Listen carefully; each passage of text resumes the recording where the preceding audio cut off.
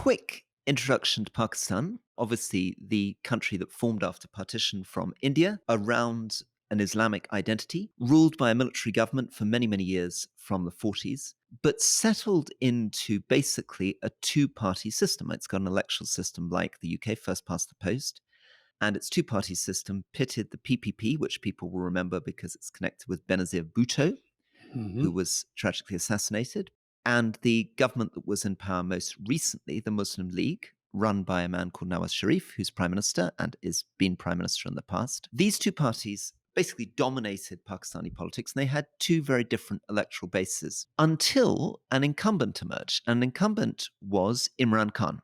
And Imran Khan set about from the 1990s onwards trying to launch a third party that was going to break through. And Imran Khan, as you've pointed out on the podcast before, has been literally the most famous person in Pakistan since he was about 18 years old. Great, Pakistani cricket champion, amazing, sort of charismatic, very good-looking figure, famous for his social life, and very difficult to think of a UK or US equivalent to somebody quite so central to the culture and famous. But even with all of that, of course, he really struggled to break through in a two-party system. So when he first ran, got almost no seats. Next time he ran, I think he got one seat. And I remember when I used to spend a lot of time in Pakistan, so end of the 90s, early 2000s, everyone would just sort of laugh at the idea that Imran Khan could ever break through. And then he did. He broke through. He became prime minister, took over the country, and was then toppled essentially by a no confidence vote in Parliament. So it's, again, a similar system to the UK in that way. And then he was charged with a number of criminal charges and is currently in prison.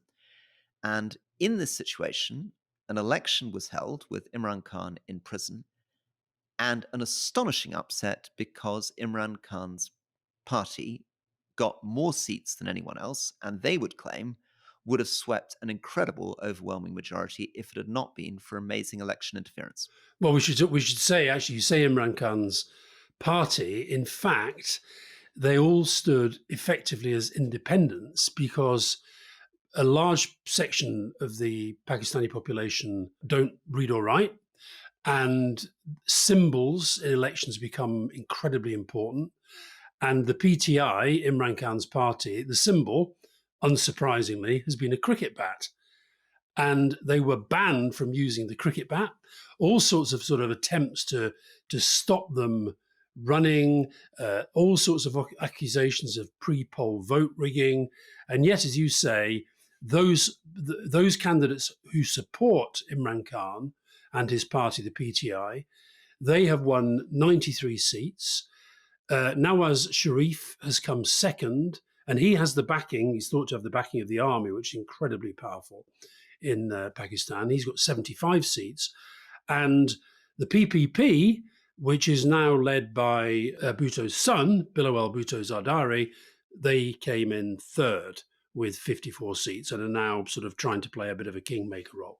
And although, as you say, the system is similar in many respects to the UK, one of the big differences is that they have 336 seats, 266 are decided by the voting that we've had, and then 70 are reserved, 60 for women, 10 for non-Muslims, and these are given out according to the votes that the parties got.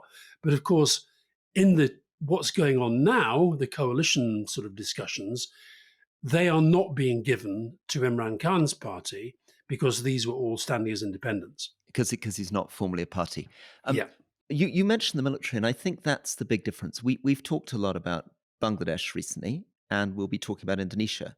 But of these three enormous Asian Muslim countries that are having elections this year, the big difference with Pakistan is the military. Yeah. And it's one of these countries, Egypt's another example. Turkey was, until recently, another example, where the military is almost everything. The military has a huge share of the economy. So when you retire as a general, you get to take over some military company. They get incredible preferences in the economy. They're immune from strikes. And their position is bizarre. I remember talking to a Pakistani friend who went into the parliament and went to see the chief whip and discovered a full colonel sitting in the chief whip's office, basically telling the whip what to do. Again, Asma Jahangir, who's an amazing human rights leader in Pakistan, her daughter has a big TV program in which she criticizes the military, but an army major literally sits in the studio. And every Mm. time she's critical of the military, he presses a button and cuts her out. So if you watch the TV show, it's just sort of beep, and then she talks for another 3 seconds, beep Wow. again. So the military is the key. And the story of Imran Khan's rise to power is, of course, a bit more complicated because you could present him as this sort of plucky democratic outsider. But the reason he got into power is that in those days, the military was behind him. So the military were fed up with the Muslim League, fed up with the PPP, and put their weight behind Imran Khan. And they vote rigged and stuffed in his favor last time round and got him into power. And he now says they got him out. And they now definitely did get him out. And why did they Mm. get him out? They got him out because when he was in power and took a lot of their tips, he then turned against them and began railing against the military and tried to do what Erdogan successfully did in Turkey. But Imran Khan was less smart about it. Mm. Erdogan in Turkey spent nearly 10 years working out how to undermine the Turkish military. There was then a coup d'etat attempt against him, which he used very skillfully to shut down, finally, almost all the military opposition to him and create a secular state. And that's what I think Imran Khan was hoping to do. He was hoping to be the person who led Pakistan out of military rule. Mm. And when he was taken down by these corruption charges, there were attempts by his supporters to storm military checkpoints. They got into a military barracks, and all that, of course, has terrified the military even more. So they're even more determined to make sure that he remains in Absolutely. jail. This thing about the military is interesting. When I was with Tony Blair, and we went to Pakistan a few times, and Musharraf was in charge, and of course he military background. You really had a sense that even if those times where they say let's just go and have a chat head to head, just the two of us, and Tony Blair and Musharraf would go and have a little chat, but you sort of had a feeling that the ones that were left outside the room, the military guys, actually were just as powerful, if not more powerful. And the head of the army, Azim Munir, he and Imran Khan now are, I think it's fair to say, pretty sworn enemies. But what will really be worrying the army, because what has to happen now, they have a few weeks to be able to put a government together. Very hard to see how this is going to happen because the various coalitions that are possible, you could have Sharif's party, PMLN, joining with Bhutto, but then they'd need a few other parties for that. You could have Bhutto joining up with the independents. It's not at all obvious how this is going to pan out. So actually, it could be that at some point the army say, well, look, amid this chaos, we are actually going to have to impose ourselves. Yeah. And I think the most likely scenario is that you end up with Nawaz Sharif taking over again with a PPP coalition because Imran Khan says he's not going into coalition with anyone else, so Yeah, that bunch of independents won't go. Some of those independents are already being picked off. Some of them yeah. bribed, some of them literally put in jail Hmm. until they declare for the Muslim League. So he's losing some of his independents. And as you say, the army is now such sworn enemies of Imran Khan. They're not going to accept the idea of Imran Khan becoming the next prime minister or getting out of jail anytime soon. We've talked a lot about the way in which in many countries court cases, and this is true in the US too, are used against political opponents to rule them out of the presidency. And of course, the background story around that is that these countries have incredible challenges around corruption. I mean, corruption in Pakistan permeates deeply the Muslim League, permeates deeply the PPP. And although Imran Khan himself may not personally be corrupt, he probably isn't personally corrupt. Boy, did he have a lot of corrupt ministers. And it Hmm. certainly seems as though Bushra Bibi, who's his new wife, I mean, so you remember Imran Khan was married to Jemima Goldsmith, Hmm. this sort of very prominent, very wealthy British family. And he's now married to a woman who is his sort of spiritual guru. And she told him before the election that he wouldn't win the election unless he married her, which he did. And she wears a full niqab, and he's very superstitious. He believes a lot in soothsayers. She's associated with a very famous shrine in Pakistan, and these Sufi shrines are incredibly important in Pakistani culture. These are people who brought Islam to that part of India in the early Middle Ages and who continue to have these kind of amazing magical powers. So he's been put in jail around allegations, some of which are very trivial compared to the kind of stuff that other Pakistani political leaders have been done for, to do with, a bottle of olive oil is one of these cases, whereas Mm. previous leaders have been in trouble for much, much bigger gifts, Well, taking a cars, gift, yeah, apartments. yeah, Yeah. yeah. I think it was the allegations particularly are that he went to Saudi and Mohammed bin Salman gave him a series of gifts, which were then pawned instead of being properly Mm. declared. But essentially, what we have repeatedly in Pakistan is that your opponents get put in jail for corruption, and then if the army wants to bring you back again, miraculously, the judges then suddenly declare that there isn't enough evidence and you win on Yeah. appeal and you lose all your cases. Sort of nice little bridge to the election in Indonesia, which is absolutely fascinating, is AI. Um, Imran Khan has been speaking from jail, as it were, by his supporters releasing these AI videos and sound of him speaking. So he's obviously not. He's in jail Yeah. and he's not allowed to put stuff out. And there's been a massive use of AI deep fakes in the Indonesian election. And just on that, because it's such a big theme that we keep talking about coming Mm. into this year of elections. Also really interesting, there's huge support for Imran Khan in the UK and the US. So he's got a Yeah, huge diaspora support, and they invested very heavily in tech and AI. So one of the reasons they pulled off this miracle of effectively his party, even if they were independents, getting so many votes is that you could ring up a hotline and this AI would tell you exactly who to vote for with which symbol in Imran Khan's voice in whichever seat you were in. yeah, yeah, And the military seems to have massively underestimated this. And the military itself seems to be also splitting. There's stories that actually there were junior army officers stuffing the ballot boxes in favor of Imran Khan in Khyber Pakhtunkhwa, so in the northwest frontier, while other parts of the army were stuffing ballots against him. And final thing, if I wanted to be Dr. Gloom for a second, I think there is a significant chance now of a revolutionary moment in Pakistan. I think the military has massively miscalculated. I think this has shown that the military is split. There will be a lot of very angry people who felt that Imran Khan won a massive majority, was cheated of it by military interference. This new government will lack legitimacy, and I think this is probably one of the most risky moments Pakistan has faced in decades. Mm. Now, Indonesia, third largest democracy in the world, largest Muslim majority nation, and they are going on Valentine's Day to elect new president, vice president, parliament, local bodies, and it's absolutely extraordinary. This is a country, you know it better than I do, but it's made up of 17,000 islands over a space as large as the USA. 204 million people are going to vote. Young people make up more than half of them. The young is age between 17 and 40. You can vote in 17. And the story, we talked a few weeks ago about how there's often a sort of a big shift against incumbents. Well, of course, in this case, the incumbent, the two-term president known as Joko Widodo, he can't stand.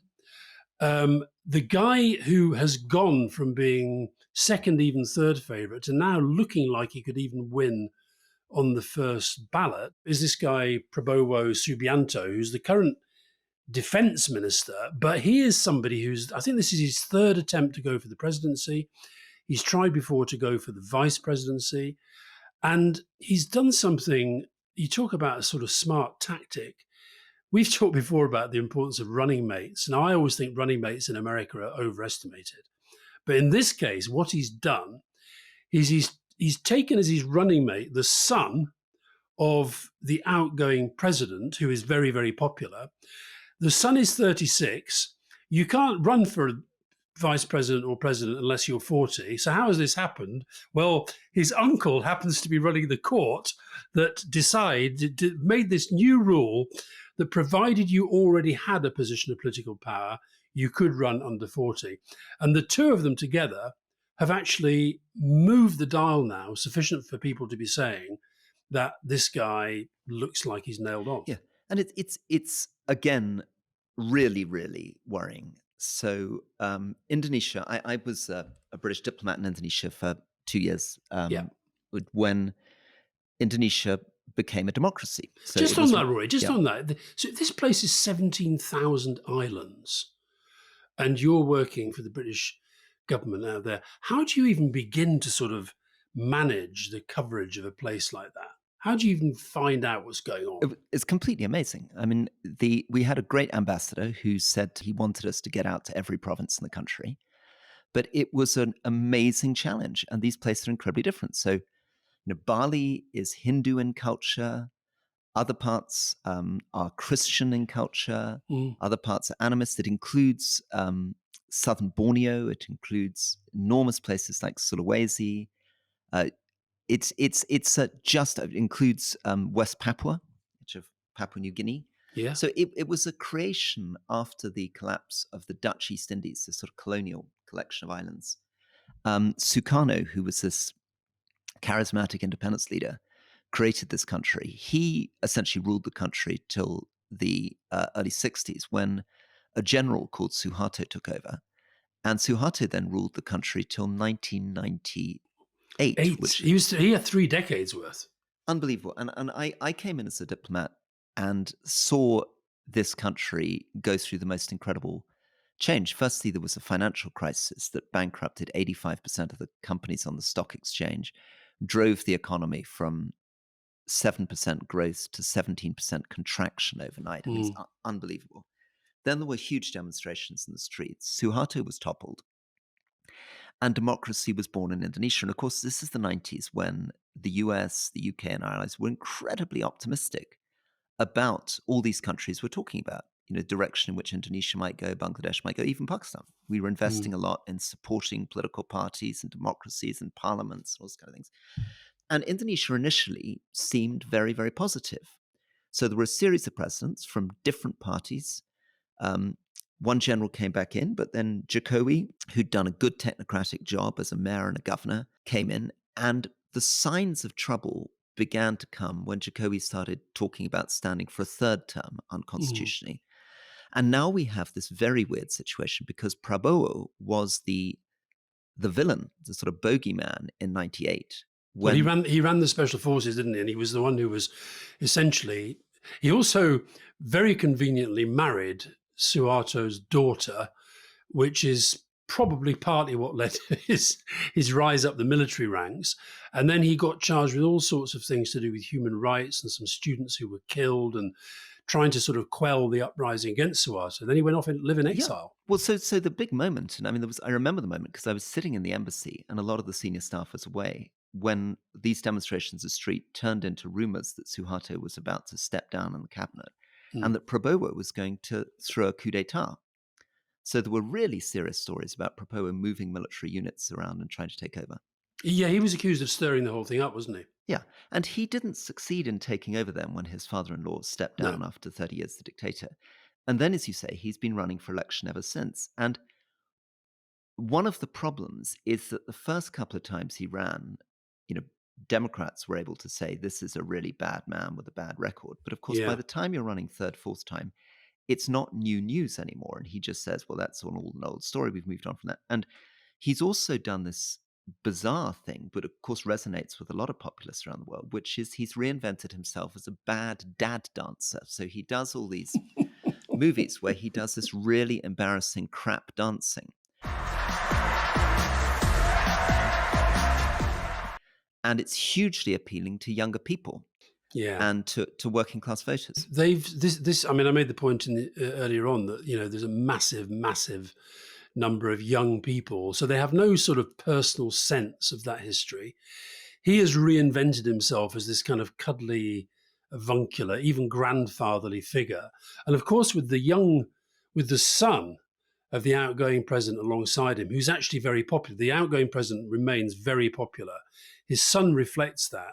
So they become quite a formidable team. And maybe we should put in the newsletter, there's some amazing footage that I was watching the other night on Al Jazeera of these rallies that they've been doing together in huge sports stadiums with sort of, tens of thousands of people coming out.